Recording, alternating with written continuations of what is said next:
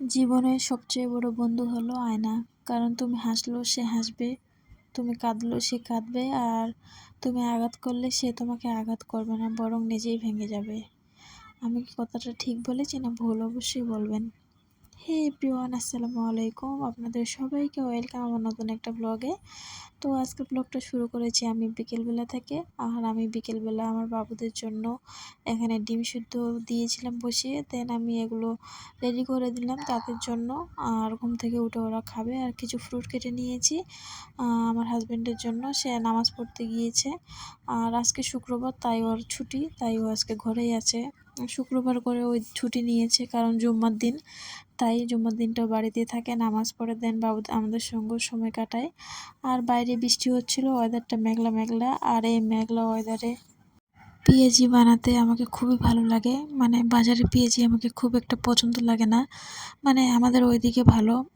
আর এখানে কলকাতার পেঁয়াজিটা খুব একটা টেস্ট না, তারা ভালো করে বানাতে পারে না, আমাকে ভালো লাগে না খেতে। তাই আমি বাড়িতেই বানিয়ে নিয়েছিলাম। আর এই রেসিপিটা ছিল আমার মায়ের হাতের, মানে আমার মা এইভাবে বানাতো বাড়িতে, তো আমি মায়ের মতো করে বানিয়েছি। জানি না মায়ের মতো টেস্ট হবে কিনা, তবে আমি চেষ্টা করেছি। তারপর আমরা খাওয়া দাওয়া করে নিয়েছি। নেওয়ার পরে আমার বাবুদেরকে রেডি করে দিলাম। তারা বাড়িতে একটু হচ্ছিলো আর কি, বোর হয়ে যাচ্ছিলো। তো ওর বাবা বলছে আমি বাইরে থেকে ঘুরে নিয়ে আসি, তুমি রেডি করে দাও। আর এই যে দেখেন আমার 2 যমজ ভাইকে রেডি করে দিয়েছি। আর তারা রেডি হয়ে তার বাবার সঙ্গে চলে গেল। দেন আমি এখানে সব বাড়ির কাজকর্ম করে নিলাম। নেওয়ার পরে আমি একটু হাত মুখ ধুয়ে নিচ্ছি, কারণ আমাকে খুবই গরম লেগেছে।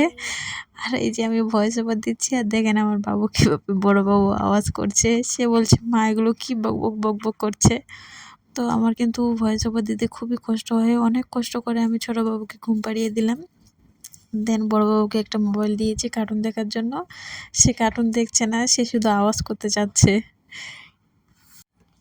আমি কিন্তু এই গরমের টাইমটা যখনই রান্নাবান্না করি বা কোনো কাজ করি, আমি কিন্তু মুখে অনেকটা জল দেই। জল দিয়ে যাই। আমাকে এত ভালো লাগে, জল দিতে আমাকে খুবই ভালো লাগে। তাই আর কি অনেকবার আমি মুখে জল দিলাম। তারপরে আমি এখানে যেটা আমার ডেইলি রেগুলার মানে স্কিন কেয়ার করি, মানে আমি ফেয়ার লাভলিটাই মাখি বাড়িতে যখন থাকি আর কি। আর আমার মেয়ে হাসছে, বলছে মা তুমি এগুলো কী করছো? তো সে কিন্তু জানে ব্লগের ব্যাপারে, সে টুকিটাক জানে, আমি ওকে দেখাই ব্লগ ভিডিও। তো এমনিতে হাসছে আর কি, অনেক দিন পর আমি যেহেতু শ্যুট করছি স্ট্যান্ড দিয়ে। তারপরে আমি আমার মেয়েকে এখানে পড়তে বসলাম, আর একটু আদর করে নিচ্ছি আমার সোনাটাকে, কলিজাটাকে, কারণ তাকে আমি সময় দিতে পারি না আমার দুটো বাবুর জন্য। আর সে হয়তো মনে মনে কষ্ট পায়, তাই আর যখনই আমি একটু ফাঁক পাই তাকে একটু আমি আদর করে নেই। আর আমি ওকে পড়িয়ে এখানে চলে আসলাম রুটি বানাতে। ভাবলাম যে ওকে বললাম যে মা তুমি পড়ো নিজে নিজে, যেহেতু ভাই ওরা বাইরে গেছে, আর আমি রাতের জন্য একটু রুটি বানিয়ে নেই। দেন রুটি বানাতে বানাতে এখানে দেখছি বিড়ালটা পাশের ঘরেই থাকে, তো অনেকবার আওয়াজ করছিল। আর আমি তাকে ডাক দিতে সে আমার কাছে চলে আসলো। আমি বললাম যে তুমি কি খাবে বলো। এইভাবে তাকে আমি আদর করছিলাম আর কি। সো আজকের ব্লগটা এখান থেকে, আপনারা সবাই ভালো থাকবেন। আল্লাহ হাফেজ।